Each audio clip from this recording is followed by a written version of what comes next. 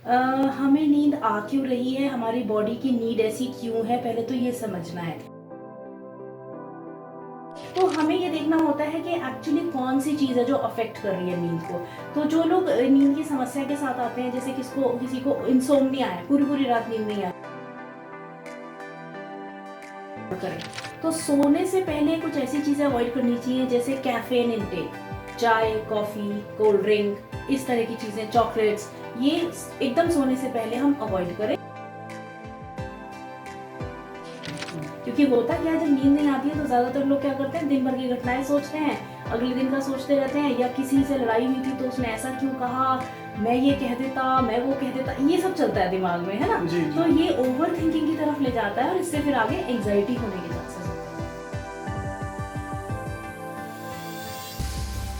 तो आमतौर पे ये समस्या अब उम्र के साथ बंधी हुई नहीं है। आज के समाज में एक स्टूडेंट भी है जो नींद से स्ट्रगल कर रहा है, तो ये जो वर्चुअल वर्ल्ड है इससे थोड़ा दूरी बनाने की जरूरत है।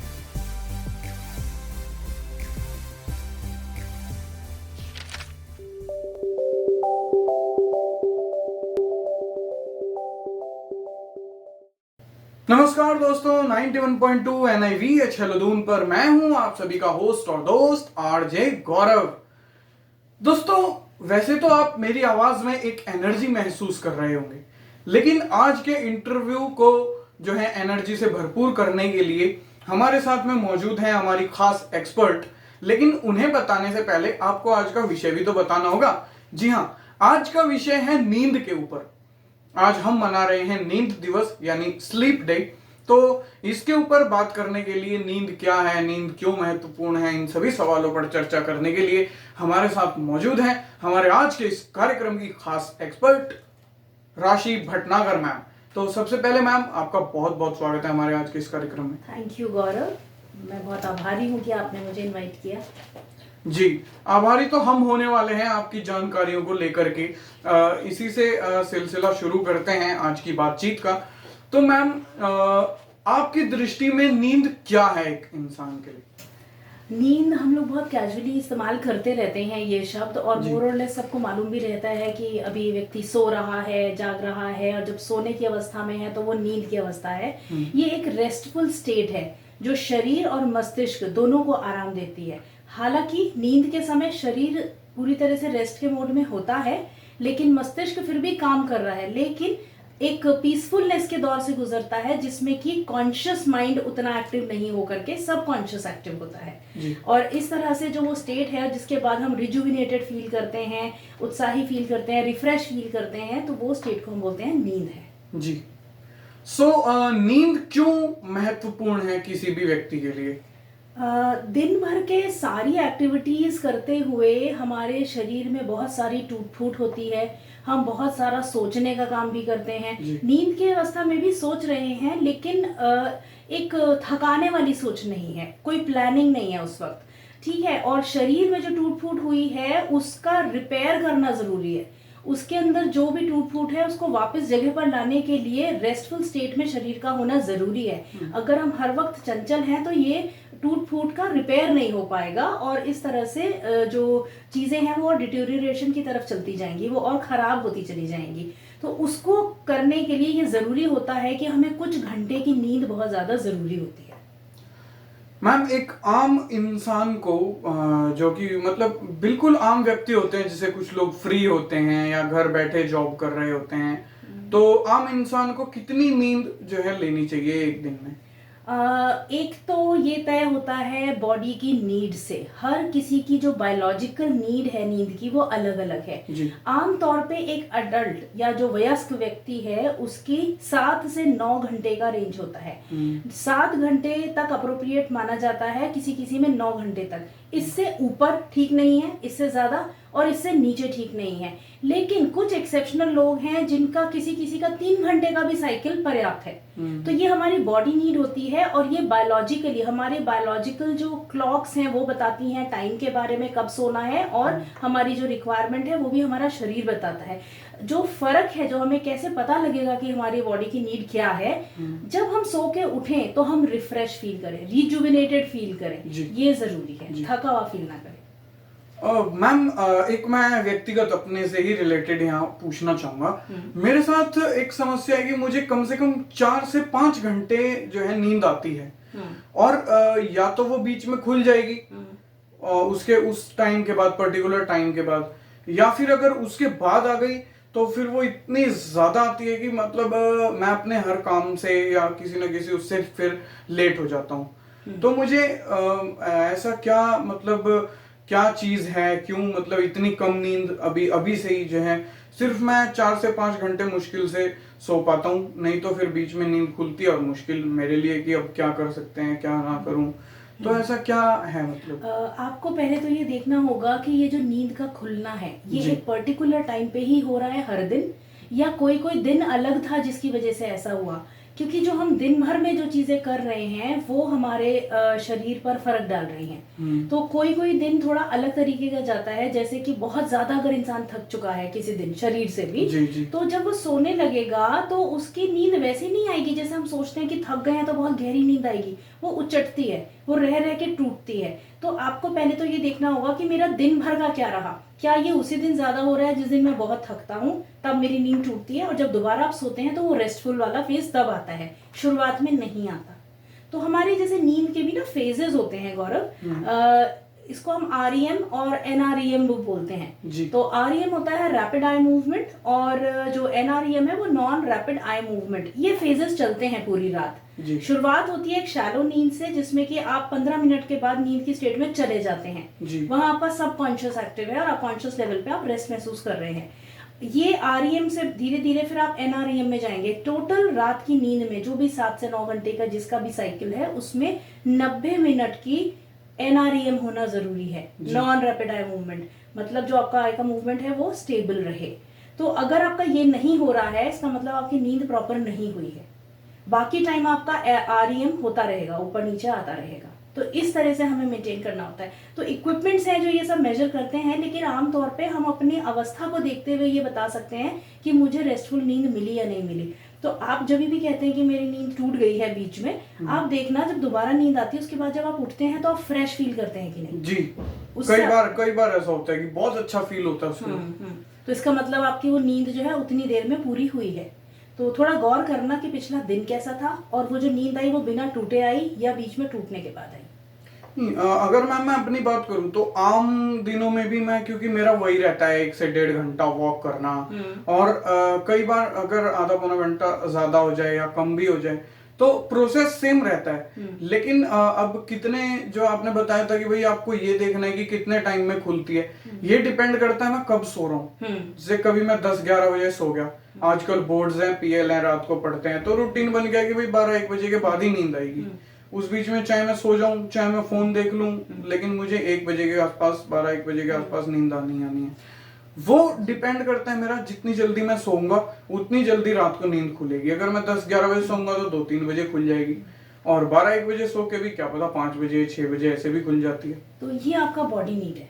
इससे पता लगता है कि आपकी बॉडी को जितनी जरूरत है उसने उतना लिया और वो साइकिल पूरा हो गया और आपकी नींद खुल गई। लेकिन क्योंकि रात है आप दोबारा सो जाते हैं, ऐसा होता है। यस मैम, अगर कुछ काम नहीं है हाँ तो आप सो जाएंगे ना। और दूसरा, ये जो हैबिट फॉर्मेशन है ये हमारे डेली रूटीन के हिसाब से होते हैं। जैसे एग्जाम डेज में स्टूडेंट्स के साथ ज्यादातर ऐसा होता है कि साइकिल पूरा हिल जाता है, क्योंकि वो ओवरनाइट भी पढ़ते हैं कभी कभी, और पहले वो नहीं पढ़ रहे थे। तो पहले शुरुआत में ये चेंज थोड़ा मुश्किल करता है कि आपको उस वक्त नींद आएगी जब आपको पढ़ना था, लेकिन एक बार वो साइकिल बन गया फिर वो एग्जाम खत्म होने के बाद भी आपको उस वक्त नींद नहीं आ रही होगी, क्योंकि आपकी बॉडी ने वो रूटीन सीख लिया।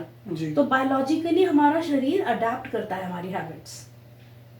जी, और अब मैं जो है मैम जानना चाहूंगा कि इंसान बच्चे से जवानी तक आते आते, या फिर छोटे बच्चे रहते रहते वो बहुत नींद लेते हैं। 7-8 साल 10 साल की उम्र में भी वो बहुत ज्यादा नींद लेते हैं। लेकिन उसके बाद जैसे धीरे धीरे आएंगे, हमारी उम्र में आएंगे, तो एक टाइम ऐसा आता है कि नींद बहुत कम होती है। फिर जवानी में जैसे हम कुछ ना कुछ काम करना शुरू करते हैं, जॉब लेवल पे जाते हैं, पूरे दिन का रूटीन बनाते हैं, उसमें हमें ना चाह के भी वो नींद तो आएगी ज्यादा क्योंकि हम थके हुए हैं, लेकिन लिमिटेड लेना पड़ता है। और फिर जब धीरे धीरे हमें बुढ़ापा घेरता है, एक नॉर्मल एज के बाद हम रिटायरमेंट ले लेते हैं, उस टाइम तक आते आते मैम नींद कम क्यों हो जाती है आदमी की? हमें नींद आ क्यों रही है, हमारी बॉडी की नीड ऐसी क्यों है, पहले तो ये समझना है। जब बच्चा छोटा होता है ना, उसका शरीर ग्रो कर रहा है जी। तो उसका शरीर सोते समय ज्यादा ग्रो करता है, क्योंकि जो टिश्यूज फॉर्म होने हैं उसके लिए रेस्टफुल स्टेट चाहिए। खेलते कूदते बच्चे के शरीर में टूट फूट चल रही है टिश्यूज की, सेल्स की, और वो रेस्टफुल स्टेट में वो चाहिए होता है। तो वो बायोलॉजिकली एक नीड है कि उस वक्त उसे ज्यादा सोना होगा बढ़ने के लिए। जैसे अडल्टहुड में चले जाते हैं, जब शरीर की ग्रोथ रुकती है तो शरीर में उसको ग्रो करने के लिए नहीं चाहिए, सिर्फ रिपेयर करने के लिए नींद चाहिए। तो बॉडी नीड भी कम हो जाती है, उतने तक अप्रोप्रिएट है। फिर कुछ एनवायरमेंटल फैक्टर्स हैं, कुछ साइकोलॉजिकल फैक्टर्स हैं, जैसे कि उम्र बढ़ने के साथ साथ चिंताएं बढ़ती हैं, जिम्मेदारियां बढ़ती हैं, इंसान ज्यादा सोचने लगता है, वो ओवर थिंकिंग के दौर में फंस जाएगा, उन चीजों को करने लगेगा, तो उसका असर भी नींद पे पड़ता है। तो कुछ तो ये है कि नींद की जरूरत है लेकिन हम ले नहीं पा रहे हैं, है ना। कुछ टेंशन्स होती हैं, जॉब्स में चले जाते हैं, उस जगह की जिम्मेदारियां होती हैं, लाइफ के कुछ प्रॉब्लम्स हो सकती हैं। तो हमें ये देखना होता है कि एक्चुअली कौन सी चीज़ है जो अफेक्ट कर रही है नींद को। तो जो लोग नींद की समस्या के साथ आते हैं, जैसे किसी को इंसोम्निया है, पूरी पूरी रात नींद नहीं आ रही है, करने को भी कुछ नहीं है लेकिन नींद नहीं आ रही है, तो हमें उनके ये सारे फैक्टर्स एक्सप्लोर करने पड़ते हैं कि आसपास जिंदगी में चल क्या रहा है। रही बात जैसे बुढ़ापे की, बुढ़ापे में आते आते नेचुरली नींद जो है वो ड्रॉप हो रही है, क्योंकि शरीर जो डाइट में से भी लेता है उसका भी एक रिस्ट्रिक्शन है, वो सारा कुछ नहीं ले पाता। जैसे सप्लीमेंट्स लेते हैं ना, जब थोड़े उम्र हो जाती है तो विटामिन की कमी है तो सप्लीमेंट से पूरा करते हैं, खाने से वो चीज शरीर एब्जॉर्ब नहीं करता है। इसी तरह से शरीर की कुछ लिमिटेशंस हैं, तो वो नींद उनकी इस तरीके से भी कम होने लगती है, शरीर उसे ले नहीं पा रहा है। लेकिन हम इस पे काफी चीजें कर सकते हैं जिससे कि हम नींद को बेहतर मेंटेन कर पाए। जी मैम, जैसे कुछ बताना चाहेंगे? हाँ, हम इसमें बात करते हैं स्लीप हाइजीन की। जैसे शरीर का हाइजीन है, साफ सफाई रखना, अपनी जगह का हाइजीन होता है, ऐसे ही मेंटल हाइजीन होता है, मानसिक रूप से स्वस्थ रहना, और इसी तरह से इसमें स्लीप हाइजीन आता है, मतलब आपकी स्लीप की जो क्वालिटी है वो अच्छी कैसे बनाई जाए। तो इसके अंदर काफ़ी सारी चीज़ें हैं जो हम कर सकते हैं। एक तो हमें अपने सोने और जागने का वक्त मोर और लेस फिक्स रखना चाहिए। अगर हम रोज 11 बजे सोते हैं तो हम 11 बजे सोने की कोशिश करें।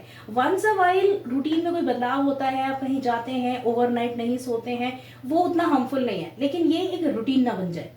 तो वो कभी कभार के लिए ठीक है, उसे हम इग्नोर कर सकते हैं, लेकिन रोज में हमारा सोने का टाइम और उठने का टाइम हमारी बॉडी नीड के हिसाब से बना होना चाहिए। अब कोई कोई लोग हैं जिन्होंने जिंदगी भर 12 बजे सोए हैं, क्योंकि सब काम करना होता है, तो उनका टाइम जो ऑनसेट है नींद का वो 12 बजे के आसपास होगा। उस हिसाब से 7 से 9 घंटे का साइकिल जो भी बनता है उन्हें रखना चाहिए। एक तो ये चीज है। दूसरा, इसमें वो भी शामिल हो जाते हैं जो डे टाइम नैप्स होते हैं, जैसे कि टीवी देखते देखते कोई डोज ऑफ कर रहा है उसके टीवी के सामने, वो भी इसमें काउंट हो जाएगा, वो थोड़ा सा टाइम उसमें कवर अप होता है। पावर नैप्स होते हैं, दिन में लोग लेते हैं आधे घंटे का या 1 घंटे का या 15 मिनट का भी, वो भी इसमें एड ऑन हो जाता है। वो सब मिलाकर हमारा स्लीप का क्वालिटी बनता है। ठीक है, एक तो ये है कि हम टाइम फिक्स करें। दूसरा, हमें थोड़ा लाइफस्टाइल में बदलाव की जरूरत है। लाइफस्टाइल में कैसे? एक तो हम सोने से पहले क्या क्या करते हैं उस पर थोड़ा गौर करें। तो सोने से पहले कुछ ऐसी चीजें अवॉइड करनी चाहिए जैसे कैफीन इनटेक, चाय, कॉफी, कोल्ड ड्रिंक, इस तरह की चीजें, चॉकलेट्स, ये एकदम सोने से पहले हम अवॉइड करें। और निकोटिन लाइफ से ही हटाएं तो ज्यादा अच्छा है, जैसे स्मोकिंग, टोबैको, च्युइंग टोबैकोज होते हैं, खैनी वगैरह, ये सब चीजें भी लाइफ से थोड़ा हटाना जरूरी है, क्योंकि ये अदरवाइज पूरे स्लीप साइकिल को आपको परेशान करेगा, स्लीप हाइजीन में दिक्कत करेगा। दूसरा, हम कभी कभी अपने आप को और तरह से रेस्ट नहीं दे रहे हैं। जैसे हम अगर थोड़ा मेडिटेशन करते हैं, वो चीज़ हमारे अंदर रिलैक्सेशन लाता है, हम नींद को लेने के लिए भी ज़्यादा समर्थ हो पाते हैं। कई और चीज़ें हैं कि हम सोने से पहले और क्या करें। हम सोने से पहले बहुत ज़्यादा वाटर इनटेक ना करें, क्योंकि वो एक डिस्टर्बिंग एलिमेंट बनता है नींद के दौरान। ब्लैडर फिल होगा, आपको वॉशरूम नीड या टॉयलेट नीड महसूस होगा, उस वजह से आपकी नींद टूटेगी। कई लोग हैं जो शाम के वक्त अल्कोहल का यूज करते हैं। अल्कोहल इनटेक धीरे धीरे हमारी बायोलॉजिकल सिस्टम पर असर डालता है और इसकी वजह से भी नींद में ऑब्स्ट्रक्शंस होते हैं। स्लीप एपनिया करके कुछ प्रॉब्लम्स आती हैं कि रह रह के नींद टूट जाएगी। वो जो डिस्टर्बेंस है वो भी पुअर क्वालिटी को इंडिकेट करता है और वो उसकी जो आपकी स्लीप की क्वालिटी है वो गिर जाती है। दूसरा, हम सोते कैसी जगह हैं, ये बहुत मैटर करता है। तो हमारा जो सोने की जगह हो वो कंफर्टेबल हो और डिस्ट्रैक्शन से फ्री हो। हमारे आसपास कुछ ऐसी डिस्टर्बिंग चीज़ें ना हो रही हो, जैसे कहीं से बहुत तेज़ लाइट का आना, या टीवी चल रहा है, या स्क्रीन टाइम का इस्तेमाल बहुत ज़्यादा सोने से पहले, गेम्स खेलना मोबाइल पे, इस तरह की कुछ चीज़ें जो कि डिस्टर्ब कर रही हैं, या कोई बैठ के कंप्यूटर पे काम कर रहा है, आप सोने की कोशिश कर रहे हैं, ये सब चीज़ें डिस्टर्बिंग हैं, ये हमें नहीं करना है और इनसे बचने की ज़रूरत है। फिर जो हमारी जगह है जहाँ हम सोते हैं, जो बेड है, वो सिर्फ नींद से एसोसिएटेड होना चाहिए, कोई और काम से नहीं कि हम उसी पे बैठ के खाना खाएं या हम उसी पे बैठ के काम करें। तो हमारा जो सिस्टम है वो बेड को आइडेंटिफाई करता है कि ये हर चीज़ करने की जगह है, तो सिर्फ नींद कोई इंड्यूस नहीं करेगा। अगर हम सोने के लिए ही बिस्तर पे जाते हैं तो हमें बाकी चीज़ें बाहर करते हैं, तो बेड पे आते ही एक एसोसिएशन की वजह से आपको वो नींद आएगी टाइम से। ये स्लीप हाइजीन में हम लोग फॉलो करने की कोशिश करते हैं और बोलते भी हैं, सजेस्ट भी करते हैं कि अगर ऐसा हो सके। दूसरा, हमारा बेड कोजी होना चाहिए, कंफर्टेबल होना चाहिए और साफ सुथरा होना चाहिए। तकिया, चादर, ये सब नॉन स्टिंकी, मतलब उसमें से कोई किसी तरह की बदबू या कुछ इस तरह का चीज़ ना हो। तो ये सब चीज़ें मैटर करती हैं स्लीप क्वालिटी को बेहतर बनाने के लिए। कई चीज़ें ऐसी भी हैं जो हमें नहीं करनी चाहिए, वो भी अपना एक महत्व रखती हैं, जो इसी के अगेंस्ट है कि आप कैफीन ना लें, आप निकोटिन ना लें, आप अल्कोहल का इस्तेमाल ना करें। और अगर आपको लगता है कि 20 या 30 मिनट तक नींद नहीं आई, आप लेटे हुए हैं और नींद आ ही नहीं रही है, तो उस जगह से उठ जाएं, दूसरी जगह बैठें या दूसरे कमरे में जाएं, थोड़ा डिम लाइट रखें, और अगर कुछ करना चाहते हैं तो कुछ बोरिंग सा करें।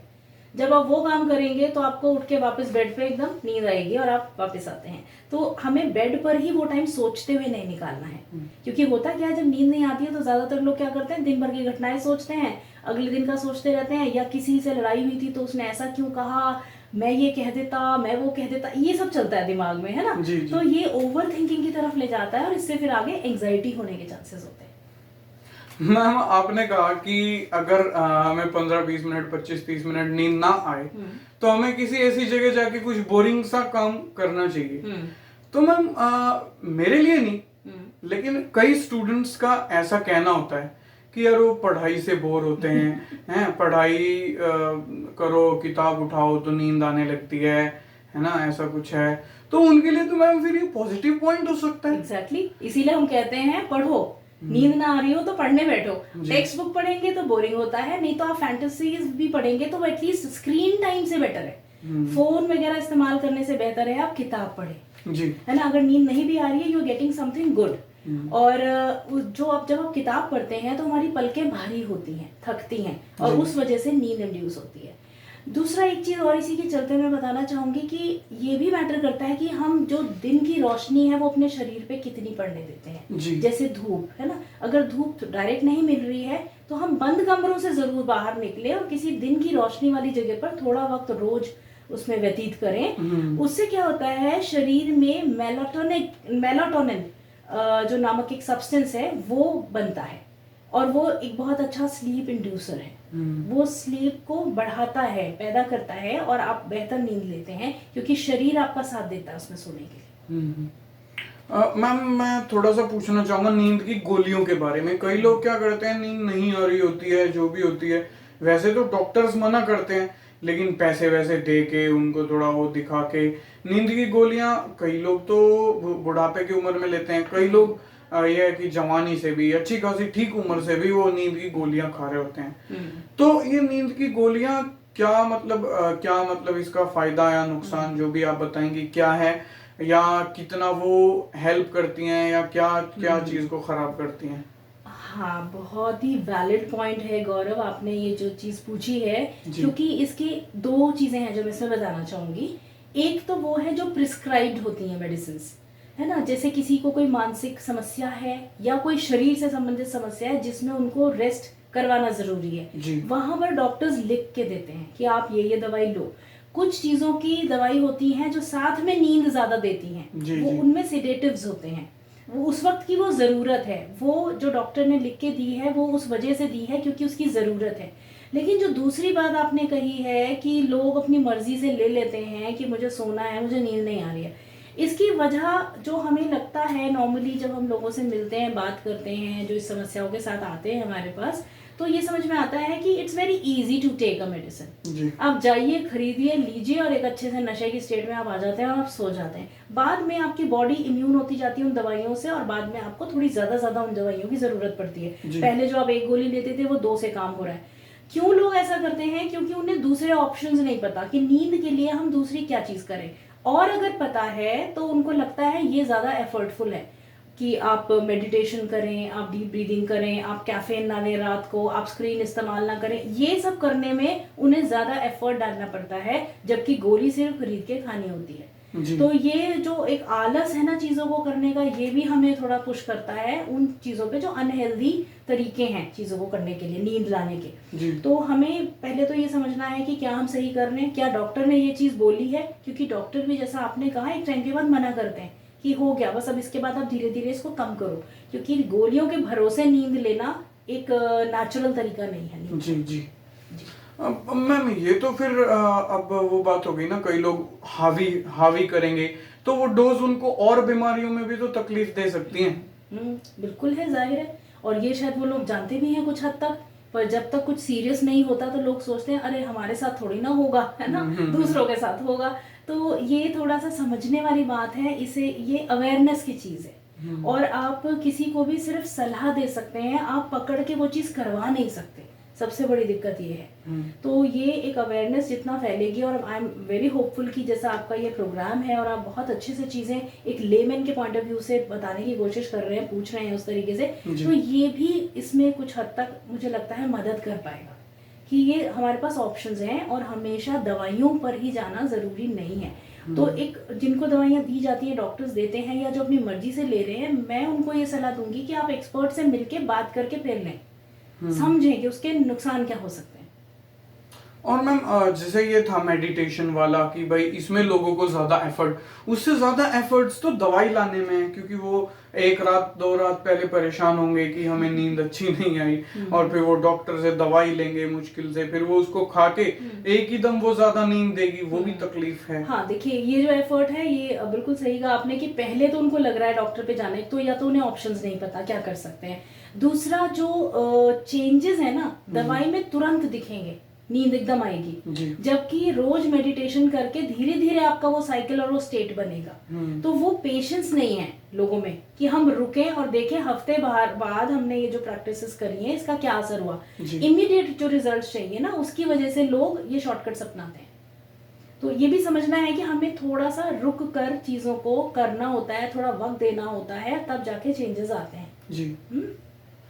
और एक मैम क्वेश्चन है जो कि मुझे लगता है साइंटिफिक है, ज्यादातर लोगों को पढ़ने से नींद आती है, ऐसा क्यों होता है? जैसे मैंने बताया था कि जब हम पढ़ते हैं तो हमारी आंखें थकती हैं ना, और हमारा जो पलकें हैं वो भारी होती हैं, और हम अपने एक इमेजिनेटिव और एक उस तरह के वर्ल्ड में होते हैं, फैंटेसी वाले वर्ल्ड में होते हैं। तो फैंटेसी में जब हम होते हैं तो हमें नींद आएगी, एक तो ये कारण हो सकता है। पढ़ने का अगेन यही है कि वो इंटरेस्टिंग पढ़ाई है या नहीं है। जैसे मैंने बताया था कि अगर कोई चीज बोरिंग है तो वो चीज में हमें प्रेफरेंस क्या होगा, नींद। तो अपने आप शरीर नींद को रिस्पॉन्ड करना शुरू करेगा। तो ये भी हो सकता है कि आप पढ़ क्या रहे हैं, ये देखने की जरूरत है। नॉर्मली तो लोग और कहानियां वगैरह और वो सब में तो काफी इंटरेस्ट लेते हैं, लेकिन टेक्स्ट अगर पढ़ रहे हैं, अपना कुछ काम का पढ़ रहे हैं, कोर्स जो है अपना सिलेबस कंप्लीट कर रहे हैं, उस बीच में लोगों को ज्यादा इसका महसूस होता है। हाँ बिल्कुल, शायद मैं भी उसी कैटेगरी में हूँ और शायद मुझे लगता है आप भी होंगे क्योंकि बहुत कम लोग हैं जिन्हें पढ़ाई पसंद है। हो सकता है आपको पढ़ाई पसंद है तो आपको पढ़ते वक्त ना आए नींद, है ना, लेकिन ज्यादातर लोगों को अगर आपने भी अपने आसपास देखा होगा तो पढ़ाई नहीं पसंद है। आप किसी भी बच्चे से पूछें कि क्या पसंद है तो पढ़ाई तो शायद ही कोई बताएगा कि मुझे पढ़ना पसंद है। बहुत कम होंगे जो बोलेंगे पढ़ाई पसंद है। तो इट्स अबाउट इंटरेस्ट। हमें इंटरेस्ट जिस चीज में आता है वो हमारा जो अटेंशन है उसे कैच करके रखेगा। जिस चीज में हमें इंटरेस्ट नहीं आएगा उससे हम ऊँगने लगते हैं, हम वहां से भागना चाहते हैं, तो आप नींद की तरफ जाएंगे। तो इट्स ऑल्सो अबाउट इंटरेस्ट। बहुत बढ़िया बढ़िया चीजें मैम आपने जो है बताई नींद के बारे में, और आशा करते हैं बहुत सारे लोगों की उलझने जो है इससे दूर होंगी। अब लास्ट में आप लोगों के लिए, खासकर इसमें मैं, क्योंकि आमतौर पर मैं बोलता हूँ कि क्या मैसेज छोड़ना चाहेंगे, लेकिन आपको मैं बोलूंगा कि आप लोगों के लिए, खास करके एक अच्छी नींद जो लेना चाहें उन लोगों के लिए, और जो इस नींद के रोग से पीड़ित हैं कि जिन्हें बिल्कुल भी नहीं आती है या थोड़ी बहुत आती है, बीच में टूटती है, उनके लिए क्या कुछ मैसेज आप छोड़ना चाहेंगे? अगेन इसमें वही चीज़ आएगी कि हम स्लीप हाइजीन फॉलो करें, है ना। तो आमतौर पे ये समस्या अब उम्र के साथ बंधी हुई नहीं है आज के समाज में। एक स्टूडेंट भी है जो नींद से स्ट्रगल कर रहा है, तो ये जो वर्चुअल वर्ल्ड है इससे थोड़ा दूरी बनाने की ज़रूरत है, स्पेशली यंग जनरेशन को मैं बोलूँगी, क्योंकि पहले की जनरेशन वाले उतने नहीं हैं वर्चुअल वर्ल्ड में, वो ऑनलाइन या ये सोशल प्लेटफॉर्म्स पे उतनी देर फिर भी नहीं होते हैं। आजकल का जो वर्ल्ड है, स्पेशली जो after Covid and during Covid, एक दुनिया अलग खुली थी जिसमें लोगों ने दोस्त भी वर्चुअल वर्ल्ड में बनाए हैं, रियल लाइफ के फ्रेंड्स कम रह गए हैं। तो एक तो आप रियलिटी में सोशलाइज करें, ना कि वर्चुअल वर्ल्ड में, अगर आपके पास ऑप्शन है, और ऑप्शन हमें ढूंढने से मिलता भी है, ये तो हमें करना ही है। दूसरा, इंडिकेटर्स पहचाने कि आपकी स्लीप क्वालिटी क्या है। अब वो इंडिकेटर्स आप कैसे पहचान सकते हैं आपकी क्वालिटी पुअर तो नहीं है स्लीप की? एक तो अगर आपकी नींद बार बार डिस्टर्ब होती है, या आप बहुत ज्यादा सोते हैं या बहुत कम सोते हैं, दोनों ही, ये भी हो सकता है।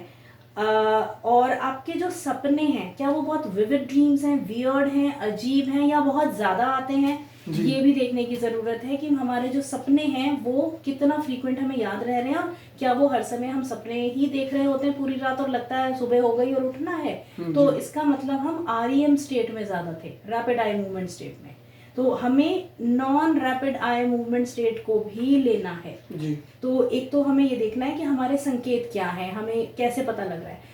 फिर आप सुबह उठ के फ्रेश फील कर रहे हैं कि नहीं, अपने आप से पूछें जी। किसी किसी को स्लीप पैरालिसिस होता है कि नींद में लेटे लेटे उन्हें ऐसा लगता है कि शरीर वहीं थम गया, और वो कोशिश कर रहे हैं कि हम हिल जाएं या हम चिल्लाएं, पर आवाज नहीं निकल रही है और वो मुड़ भी नहीं पा रहे हैं, और उन्हें लगता है कुछ हो गया। कभी कभी लोग इसे सुपर नेचुरल या पैरानॉर्मल फिनोमिनन से जोड़ देते हैं कि कुछ था मेरे आसपास जिसने मुझे होल्ड कर लिया था, पर एक्चुअली वो स्लीप पैरालिसिस होता है। ये सब हमारे शरीर से ही रेगुलेट हो रहा है। अगर ऐसा हो रहा है तो आप फिर एक्सपर्ट से मिलें। स्लीप एपनिया हो सकता है कि आपको सोते सोते अचानक से ऐसा लगता है सांस रुकी और आपका नींद टूट जाती है, जैसे ज्यादा खर्राटे लेने में। तो अगर आप बहुत ज्यादा कोई खर्राटे लेता है, मतलब उनकी स्लीप की क्वालिटी जो है वो बहुत नीचे है। और एंजाइटी, अगर बहुत चिंता करते हैं, आप सोचते हैं बहुत ज्यादा ऐसा हो जाएगा वैसा हो जाएगा, ये इंडिकेटर्स आप पहचानें कि क्या मेरे साथ ऐसा हो रहा है, और मेरी जो कितने घंटे की नींद है वो सफिशिएंट है या नहीं है, मेरे को उठने के बाद कैसा लगता है, ये सब चीजें जरूर देखें। और अगर आपको लगता है कि ऐसा कुछ आपके साथ हो रहा है, तो मेरा संदेश यही है कि पहले तो आप स्लीप हाइजीन अपने तरीके से फॉलो करें, जो हेल्दी लाइफस्टाइल है। आजकल बहुत सारा कंटेंट अवेलेबल होता है, ऑनलाइन भी अवेलेबल होता है, और जो इसके एक्सपर्ट्स हैं वो भी बताते हैं। और उसके बाद भी आपको लगता है आपसे चीजें नहीं हो रही हैं, तो आप किसी एक्सपर्ट जैसे साइकोलॉजिस्ट से जाकर मिल सकते हैं, क्योंकि आपके डे टू डे की जिंदगी में क्या चल रहा है उसको रिजॉल्व अगर किया जाए तो नींद की क्वालिटी बेहतर हो जाती है। जी, बहुत अच्छी बात मैम, आपने काफी सारी टिप्स जो है हमारे श्रोताओं पे इस मैसेज के जरिए जो है दी। और अब मैं बहुत बहुत धन्यवाद देना चाहूंगा कि आप इस कार्यक्रम में आए और आपने इतनी अच्छी अच्छी जानकारियां दी। सभी सवालों के आंसर्स के अंदर जो बातें जो है नींद के बारे में कही गई, उनको फॉलो करने पर नींद जरूर आएगी। और मैंने तो अपना इंडिकेटर दोस्तों पहचान लिया कि मैं तो बस मेरी जो नींद है नेचुरल 5 से 6 घंटे की है, मैं तो उसको ले लूंगा। लेकिन आशा करता हूं आप भी अपना एक इंडिकेटर पहचानेंगे और स्लीप हाइजीन को फॉलो करते हुए अपनी प्यारी प्यारी नींद को बहुत अच्छा बना देंगे, जिससे कि आपका शरीर और आप दोनों अगले दिन फ्रेश फील करेंगे। इसी बात के साथ मुझे यानी गौरव को अब इस कार्यक्रम को संपन्न करने की अनुमति दीजिए। फिर मुलाकात होगी किसी नए कार्यक्रम में, तब तक के लिए नमस्कार।